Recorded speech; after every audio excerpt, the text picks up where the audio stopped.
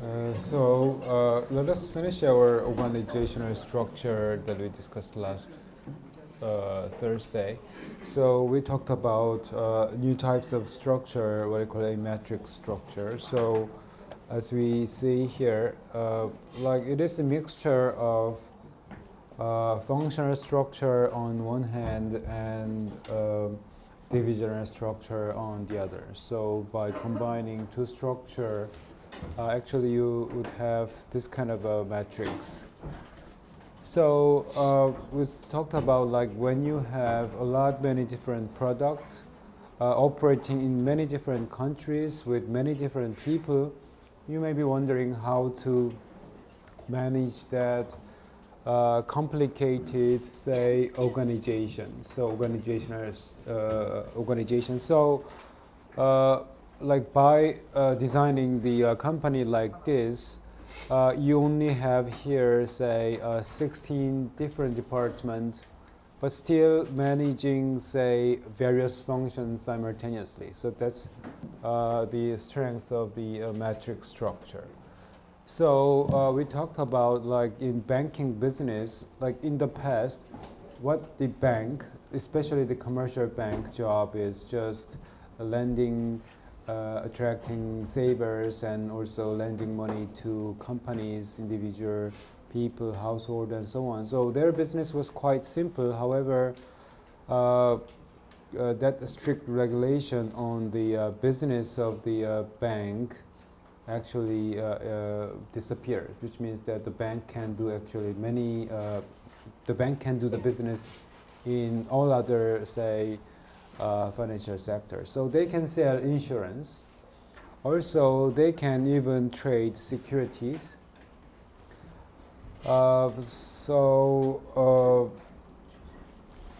They can also conduct the asset management for, say, like wealthy people. So their job scopes are much more diversified.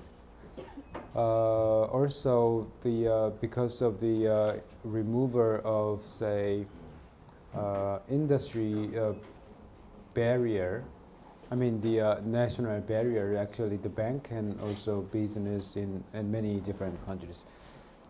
I remember that like 20 years ago, say if you are in USA, so if you wish to receive some money from Korea, it may take 3 days sometimes, because actually not many Korean bank in the USA, for instance. So you have to go through several different banks to receive money from Korea to USA. But you can see any kinds of Korean bank in USA. So the operation of, say, Korean banks are actually everywhere. So their business, like banking sector in Korea, so their business scopes are so much diversified, complicated, need to hire more people, employees. So the concern remained then how the bank can actually manage that many people in many different sectors. So this may be the solution for lots of Korean bank matrix structures. But we have strengths on this structure on one hand, but kind of difficulties of this one on the other, right? So as you see here, the one department connected to two different, say, divisional head, which means that you actually end up with two different bosses, which means that you have to report two bosses which may have different, say, strategic need. So in that sense, you here, say, as a manager or operator should coordinate two different opinions of two bosses simultaneously. In order for that coordination, you have to have, say, double job, right? You have to work twice. You have to prepare, say, papers, report for two different bosses. So more, say, a job for you to do.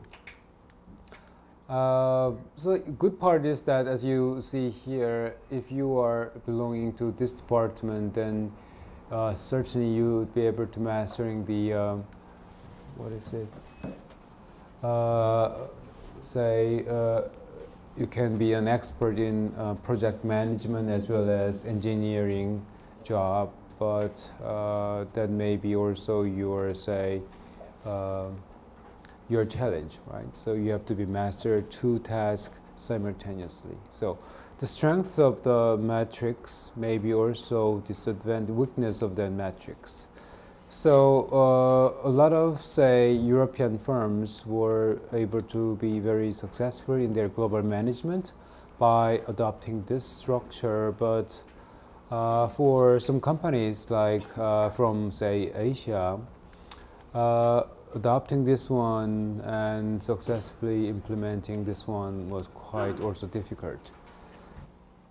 So yeah, matrix structure is one of the solution when especially firms are globalized, much more bigger scale in its operation and so on. However, the thing is that I'm not really saying that matrix structures are a perfect answer to the highly diversified multinational companies.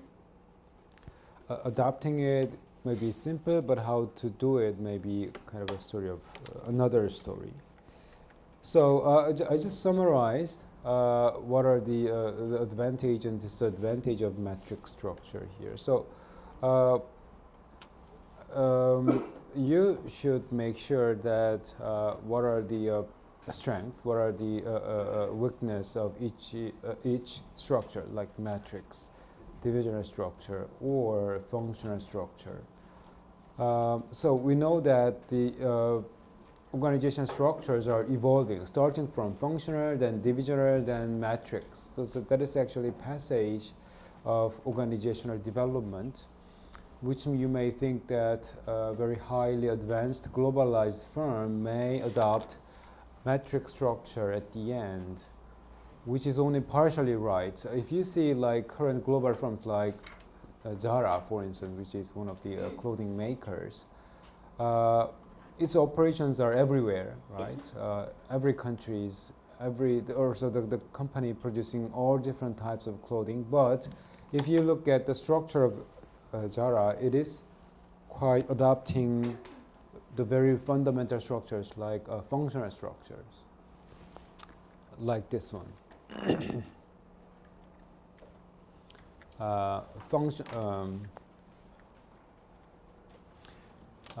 Functional structure. So these are the functional structure of the example. I mean, we've learned that functional structures are very fine for a company very, say, pretty much manufacturing based. Types of products are not that many, and their geographic scopes of business are not that diverse. But so this functional structure may be suitable for that kind of a business. However, like Zara, for instance, which is not really say simplified hierarchical organization, but so looks like this kind of a functional structures are not really fitting well to Zara, but Zara was so successful still with the functional structures. So that's where the theory and practice are not really matching all the times.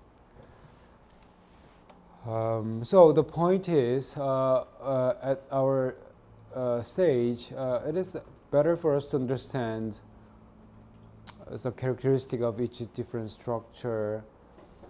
What's the advantage, what's the disadvantage, and under what condition particular structures are suitable or not. So I think that's the at least what you can do at the moment. Say again, also the same companies, like competing firms in same industry, doing same business, should adopt theoretically a common structure, right? But in practice, it is not. The Toyota and GM and Hyundai, they are all making the kind of working in same business, making same product, car, but their structures are quite different, right? So types of industry, kind of products does not really matter for your structural adoptions. Your strategic orientation matter more in choosing the most fitting organizational structures. One thing for sure that I can say is that depending your strategy, your structure should fit well. I've been already mentioning this one in our strategy section last week. The success of the firm is actually whether or not you really matching your structure with your, say, strategies, right? So that's actually the concern in structural design. I think you may be advancing this kind of knowledge, this kind of concept in strategic management, which is open for your third year, so we can actually revisit these ideas again. So at the moment, it's what you need is just understand that these are some of the options of the companies for their organizational design and so on. So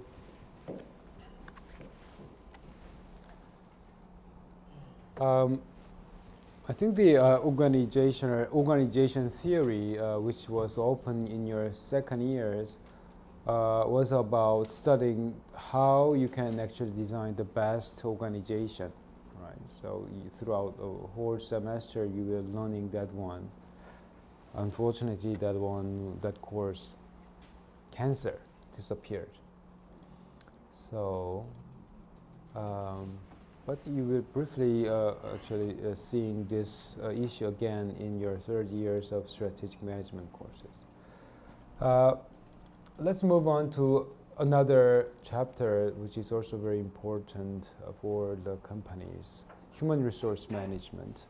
So we talked about tangible resource and intangible resource. So tangible resource are something that you can count, something you can really value in number correctly, while intangible resource are something that you just cannot count, you just cannot really sometimes value in, say, monetary tool correctly, and so on. Just like patent, for instance, or the company's experience, then maybe intangible resource. Very valuable, contributing something to the company's operation, but you just cannot estimate the size of the real value of it, right? So the company's, say, experience in doing something. So intangible resource of the firms are quite crucial. Having said that, the most important intangible resource are human capital, right? Human resource, people. So human resource management, also we call this a HRM, is about how you best deal with people.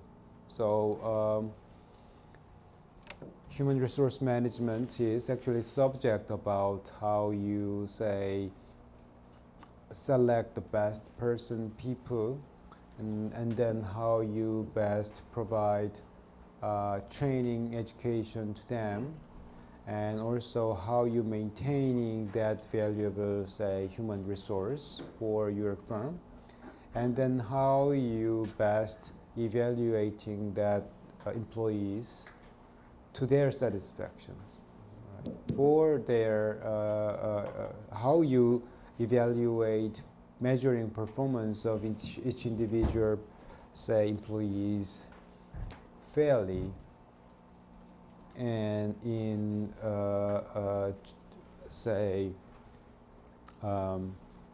simply say, in fair manners, without any, say, discrimination to some extent. So recruiting the best person, attracting the best person, developing their skill for your own needs, and then keeping them.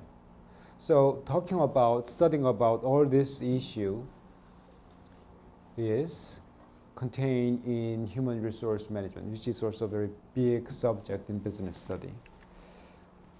I think I'm pretty sure that in my college year, human resource management was kind of a minor subject, right? At the time, operation management, supply chain management would be more important. But suddenly, after say year 2000 until recently, we can truly say that human resource management is really at the core of management studies. A lot of reason for that one.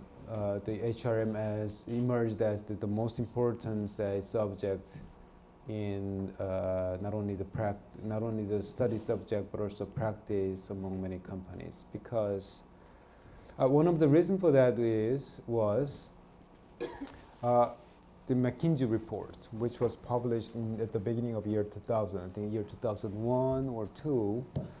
So we know that the all-time question of all companies is like, how can we be the better performing firms, right? So we've been studying to find out the answer of these questions. And the McKinsey report in year 2010 revealed that the title of the paper was compete for, say, a war for talent, right? So simply say, once the company hired the best person, right, and keeping them, that is the way to be the better, best performing firms. So the people does really matters, right?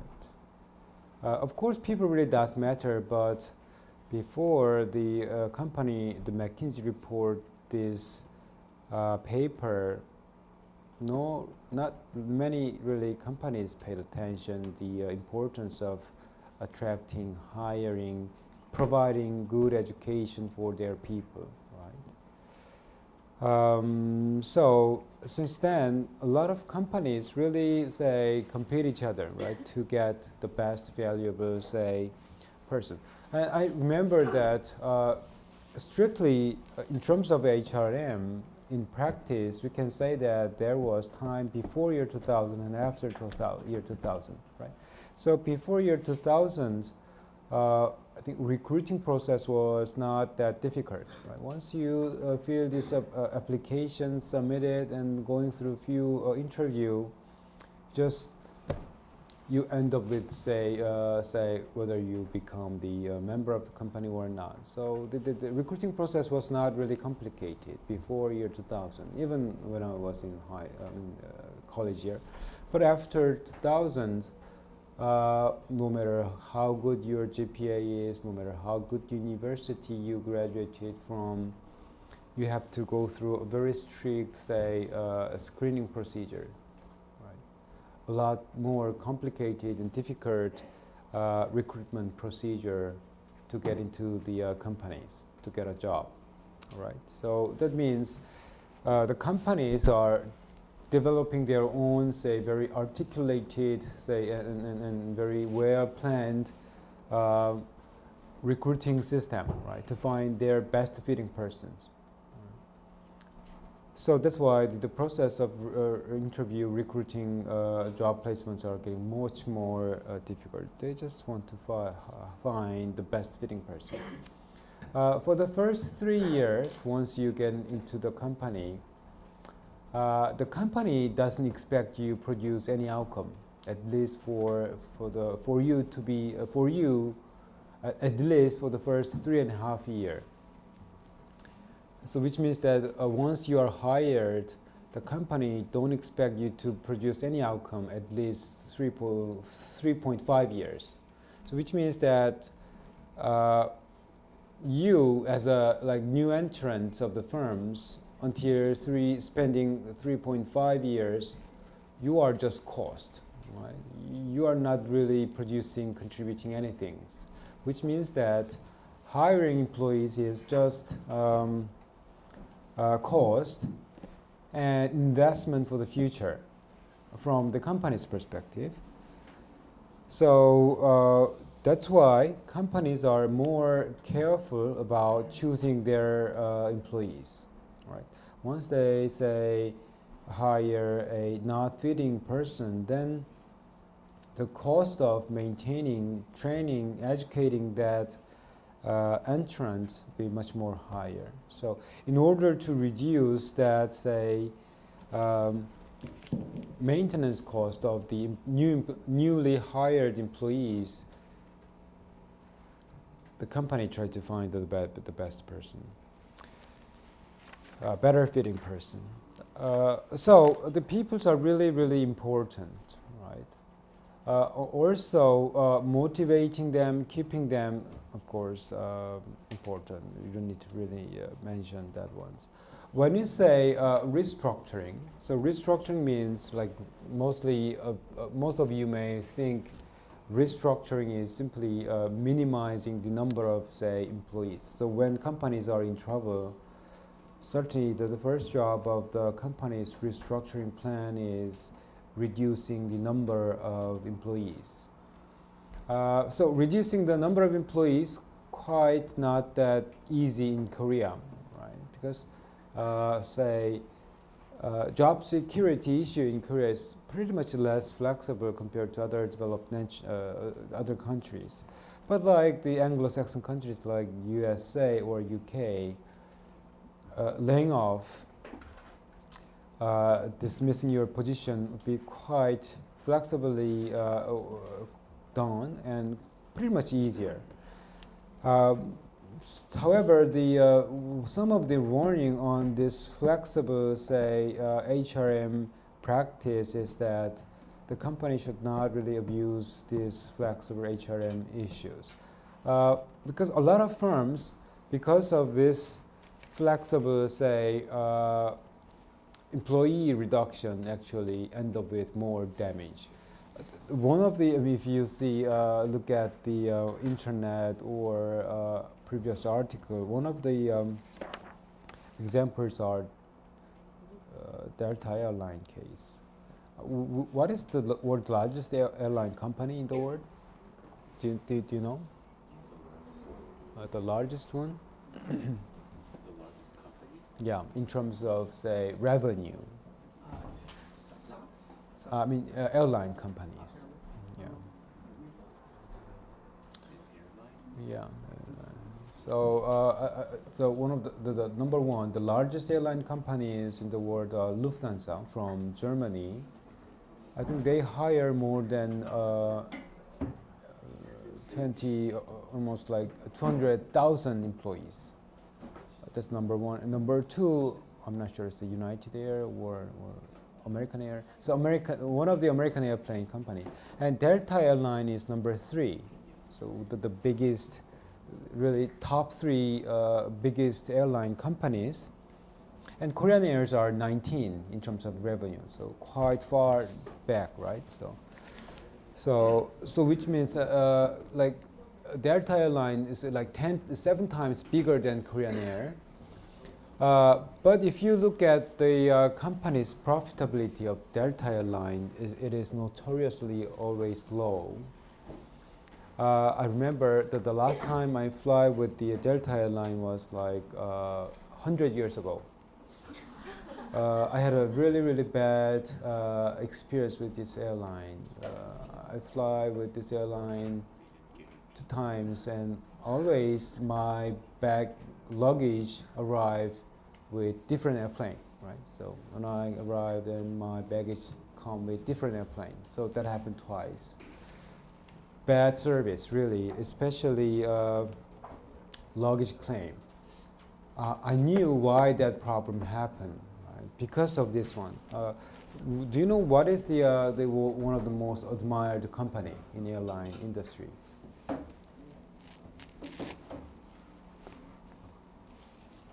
Not Jeju Air. Is it the American Airlines? Yeah, sir, seriously.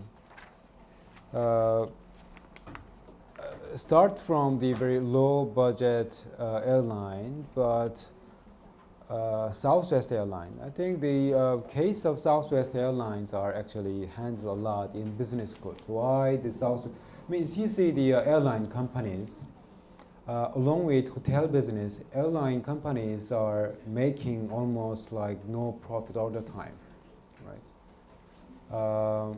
We know a lot of competitors, a lot of planes, a lot of say ticket availability, and a lot of say price war among them. So I think the profitability of the airline companies are always very close to zero, right? Having said that, Southwest Airline always achieved double-digit profitability. So just like Southwest Airline is like Toyota in the airplane industries. So why? How come the companies are so unique in making money, while some other leadings like Lufthansa and American Airlines and Delta Airlines couldn't really make any sufficient profit? Yeah. Because of the service. Service what? Peanuts. What? Peanuts, right? Free peanuts all the time. Beers, right? Maybe the culture? Culture, yeah, that what. Yeah, the culture, certainly. So people investigate why Southwest Airline was the kind of a very unique airline companies. They found the reason from the inside. They care their own staff, their own people more, rather. Since they care more their people, so that employees care customers. So that is actually the reason of that companies, right? By caring more of their employees, so that employees care more for their passengers. So quite a unique approaches compared to other business. I mean, all other airline companies start from like providing better service, reducing say cost, especially luggage claim things and so on. But Southwest Airline never spared the money, never tried to save their money for carrying their own staff. So like if you look at like in order to fly one passenger, Southwest Airline costs $7.5, but other company like Delta costs $9, right? So which means that Delta Airline costs $1.5 more to fly one passenger, right? So which means that a passenger like you pay $1.5 more to fly with Delta, right? So what Delta did was what? Layoff. So which means that reduce that in order to reduce that gap, higher cost of themselves. What they did was that like reducing the cost. By reducing the total operation cost, they can actually reduce the cost to the level of Southwest Airlines. So they thought that they can really beat the Southwest Airline. So first job they did was laying off 15,000 employees suddenly. Right? Your father, your mother, working at Delta, lost their job, and outsource a lot for their luggage claim, bag handling, and so on. So there was like leadership. The campaign of that cost reduction was leadership 7.5. So whenever the company tried to do, they always say put some slogan, right? Not only the Korean firms does, but also all other actually companies does that things. They put the slogan then, and then just do it, right? So the slogan was leadership 7.5. So which means that just reducing the cost. That's the way for us to beat the Southwest Airlines. So it worked actually. After laying off a lot of people, hiring more part-time workers, do a lot of outsourcing, the stock price move back to the right price of the delta, and customers pay less money. So in the short term, it looks like the leadership 7.5 program appears working, but problems start to occurring. Like as I experienced, a lot of delayed baggage delivery, right? Like hygiene problem actually occurring in the airplanes. So because like cleanup things was outsourced, so they care less on cleaning up the airplane. So people complain more. And the worst part was that by hiring that many employees, the whole organization simply demotivated, right? So at the end, in the longer term, the Delta Airline was the leadership 7.5 program devastated the whole organization. I don't know still why the Delta Airline is still number 3, but I'm pretty sure their profitability is not really brilliant. So, so that's the some of the wrong perception of many companies. Human resource, something that you can increase or reduce right away. So by increase or reduce of human resource, company can reduce or increase their cost or their operations. So they may see some, result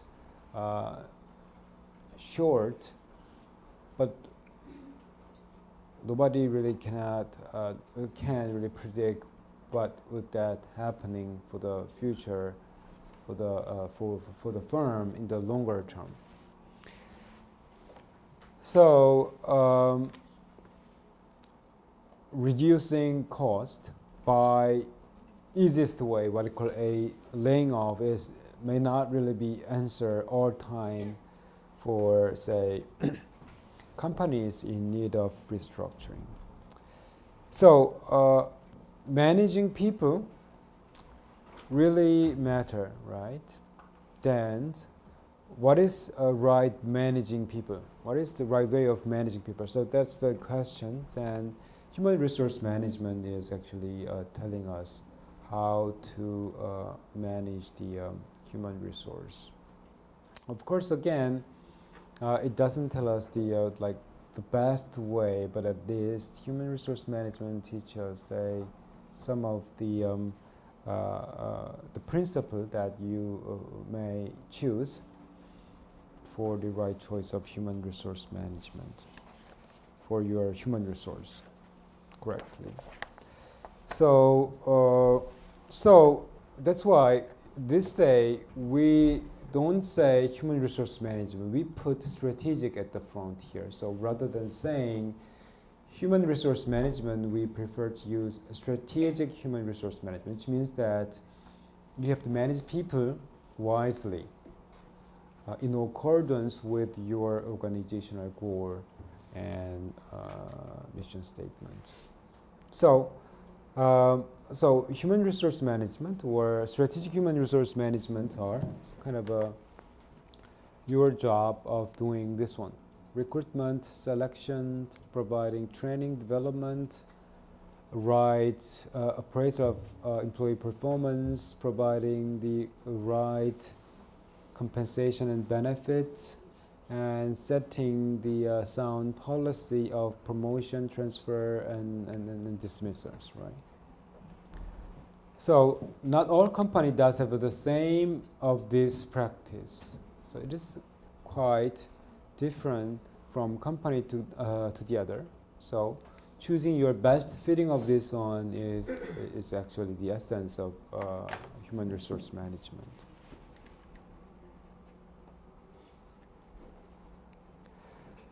So these are three major job of HRM, right? So just when you study the HRM, just think about yourself as a staff of Human Resource Management Department, INSA team or INSABong, right? So probably if you are there, then these are your job. Throughout the year, your job is planning and think about developing human resource, and you have to think about how to keeping them, right? So when you say planning, planning means that your job is this three. The most important thing of planning is job analysis, job description, and job. What is it? You have to define job analysis, job description, and you have to define job specifications. So it is your job to define all these three: job analysis, job description, and job specifications. If you make a wrong definition of this one, then simply the whole company may select a wrong person, right? So that's why HRM person, their roles are so important. Defining right job analysis, job specification, and job descriptions are really not easy. Right? So we are going to talk about what are they then. And we know what it is, like how once you hire employees, you just cannot expect them to develop themselves. This day, a lot of companies provide programs to develop the career of the employees, right? So actually, that's what you expect from the company, right? So instead of let employees develop themselves, you have to develop some program to advance the employee's career. Especially in that sense, training and education programs are quite important. The HR department designed that one, right? And retaining, right? You have to keep employees, not let them leave the company. So how? Providing fair compensation, fair reward,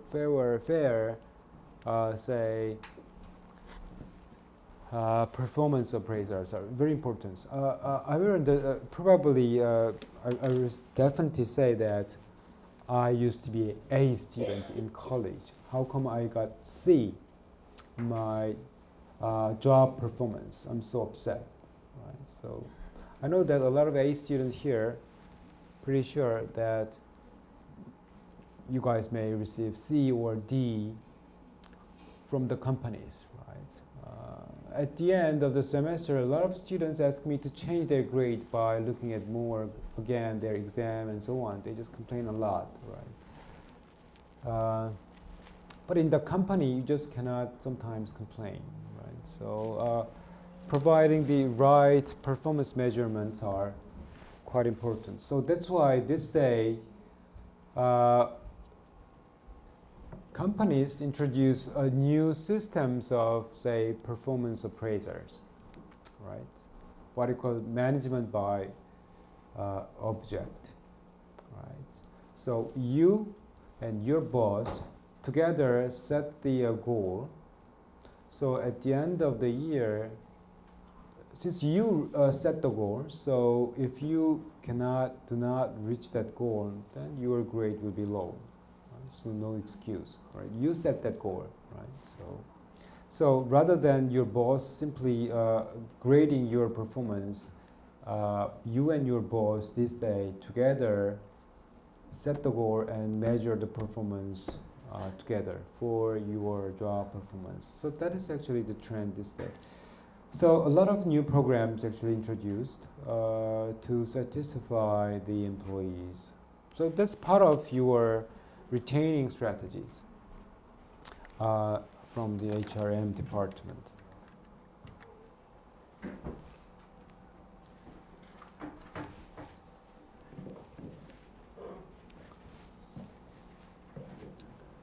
This picture show the role of the central role of the human resource management. We've been talking about strategy last week. Whatever strategic planning department make their decision, they are always closely connecting with the human resource department. So that's why 인사팀, human resource management department are not really a subsidiary department these days. That's really a core staff of the companies. Right? So this picture just try to say that how HR department collaborating with the planning department and how their three roles are interconnected in terms of, say, attracting, developing, and maintaining. Really, like power group this day of the human resource management department. Like in 20s, I mean, in early year 2000s, financial department may be really a kind of a power group. Planning department may be really the power group, but this day, I can truly say that HR department really is a central part of the companies. So first job, you in the HR department is planning, right? So you have to plan for companies' HR strategies. So when you say planning, your jobs are three: job analysis, job specification, and job description. So I mean, these are more.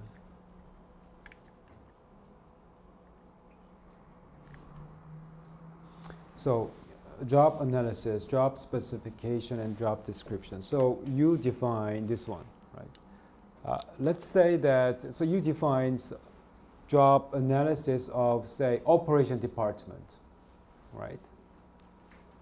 How can you define that operation? You are HR guy, but you have to describe, when you say job analysis, simply means that what kind of skills and knowledges are required in, say, operation department, right?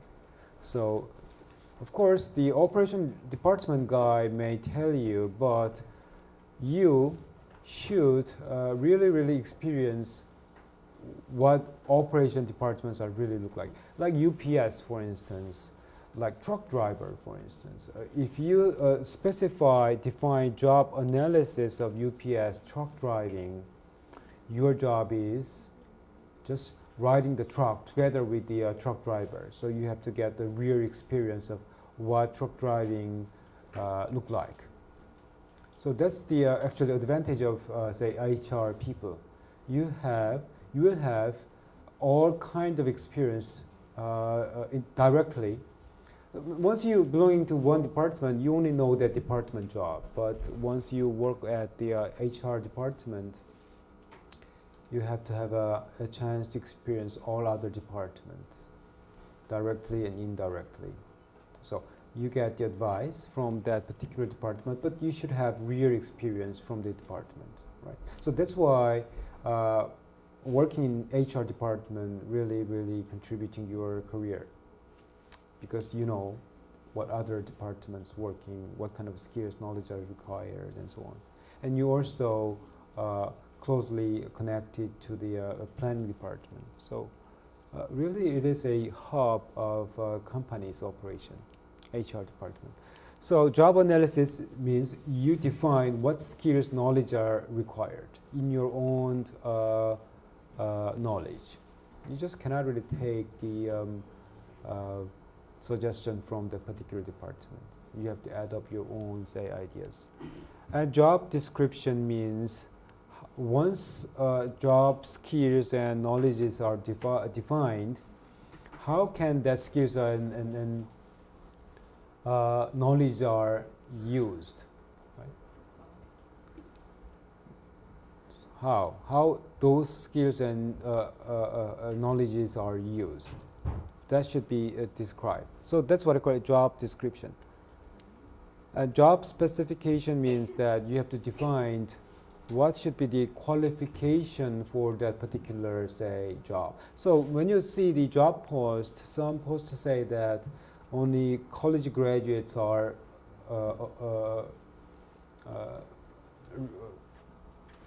required to apply this job or something like that, right? So there's every job post specify the basic minimum requirement for application, right? So that is defined by HR department.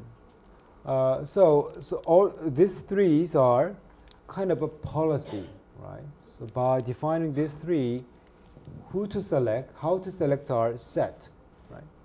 So which is quite important. So when you say HR planning means defining these three, isn't it exciting?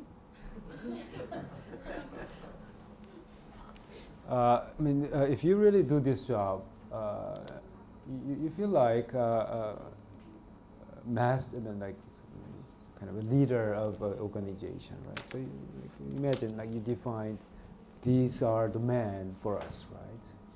If I don't like you, then I look at your, say, specification, and I define in my category here, like, I'm not choosing you, okay?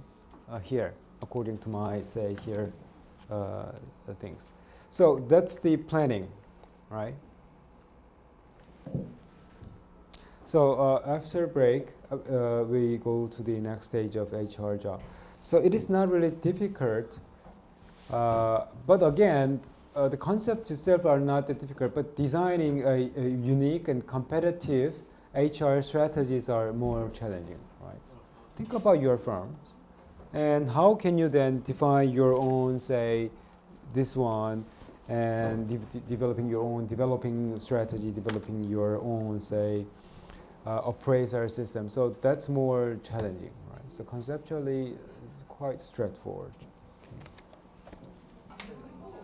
And also, the next step the HR guy should do is attracting. So attracting means like finding people by designing recruiting strategy, and also the selecting strategy, as well as designing the orientation program. So how to recruit the best person from the outside. And when we say recruiting, you may think that finding people outside the organization, but actually what company do is that try to find the best fitting person internally first, and then if they couldn't find any available resource internally, then they look for some people outside. So and also designing the right description of job post is also the job of HR department. There is a advantage and disadvantage between internal recruiting and external recruiting. So in terms of, say, cost saving, certainly internal recruiting would be much more efficient. However, the companies may not really find fresh new people internally all the time. So that's why they also rely on the external recruiting process and selecting process as well. So designing say interview, designing the employment test, also prepared by HR department. So in interview as well, whether you do unstructured interview or a structured interview, so that is also designed by the HR department. Test as well. I know that a lot of you guys prepare and then preparing the employment test for companies. So that style of test also prepared by the HR department. So the point is whether the employment tests go for more ability test, performance test, or personality test. Mostly this day, the tests contain all these types of test in one set of employment test. So these are the types of testing, right?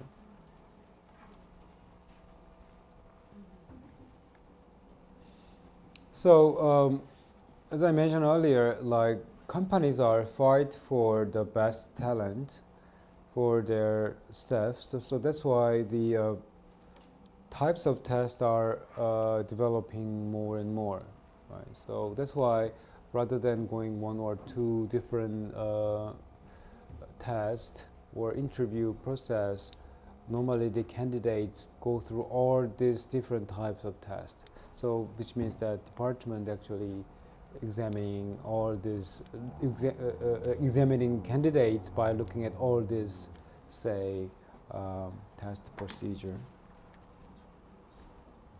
These are the challenging parts. Whatever the test you actually design, the test should meet content validity, simply say validity and reliability.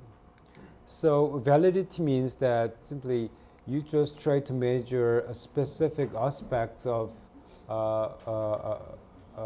employees, right? So the question is whether that test really measure what you wish to measure. So that's why the contents of how to design the test exam is so important. So you want to measure, say, performance ability of the candidate, but your questions are not really designed in that way. So that is validity issues, right? Whether or not you really measure what you wish to measure. Reliability, on the other hand, means that the outcome of your scores, say the outcome of, say, scores from candidate in Seoul should be kind of a very similar score from candidates in other region, right? Like say, candidate from one region may not have different score, average score from candidate in other region, for instance. That means that you just cannot the reliability of your test are not really strong. So designing your exam should meet validity and reliability. So not only the recruitment test, but also all types of actually tests should meet validity and reliability. Right? And kind of for providing what kind of, say, information given to the hired person at final stage by giving orientation. So what kind of orientation you are going to provide? So what information you should need to give to the employees, just hired one. So that is also the job of the HR department. So altogether,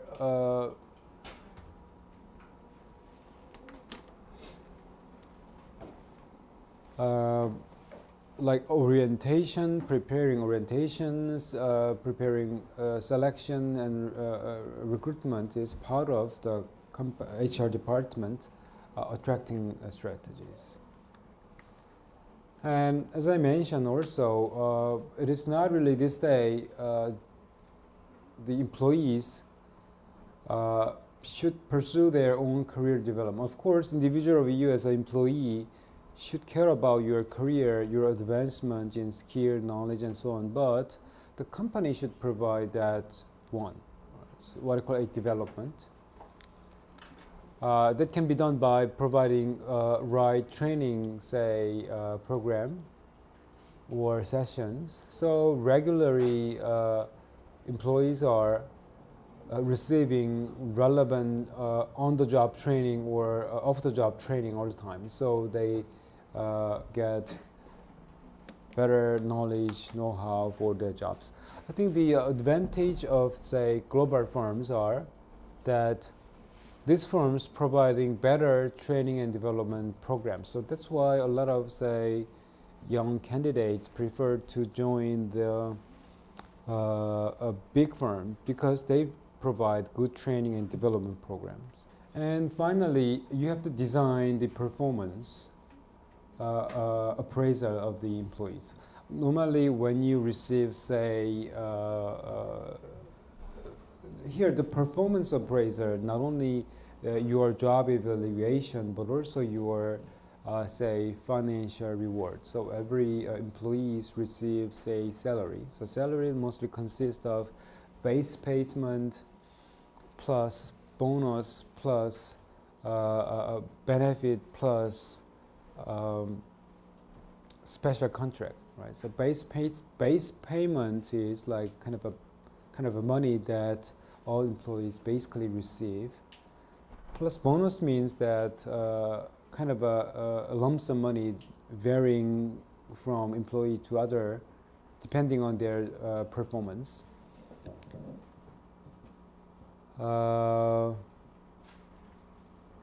So, like this day, a lot of companies introduce profit sharing and gain sharing. So once company earn profit, then that some percentage of that profit is divided by number of, say, employees and their, say, scale of contribution. So actually you receive more reward and so on. And gain sharing means that once company reach a particular target, then you actually receive more. So that kind of a program actually a lot of company adopt this day. So then how can you then set the goal as well as set profit standard to be shared? That is also the job of the HR department. The one thing that you make sure in performance appraisal is that individual employees can be evaluated subjectively as well as objectively. What matter here is objective appraisal here, right? So like in the subjective appraisal, like objective appraisal is whether or not you meet your target, whether or not you meet your, say, requirement at the end of, say, year. So can be quite measured at the end of the year without any, say, dispute and controversy. But this one, your boss value you in terms of your attitude, leadership, and so on, which are part of subjective, say, item judged by the your boss. So employees may not agree about your subjective appraisal, right? So this part really matters this day. How can employees won't feel any discrimination or unfair treatment? So that's why a lot of companies this day set the target to be evaluated or appraised together with employees. So you and your boss together set appraiser or performance measurement criteria at the beginning of the year, and at the end your performance determined by that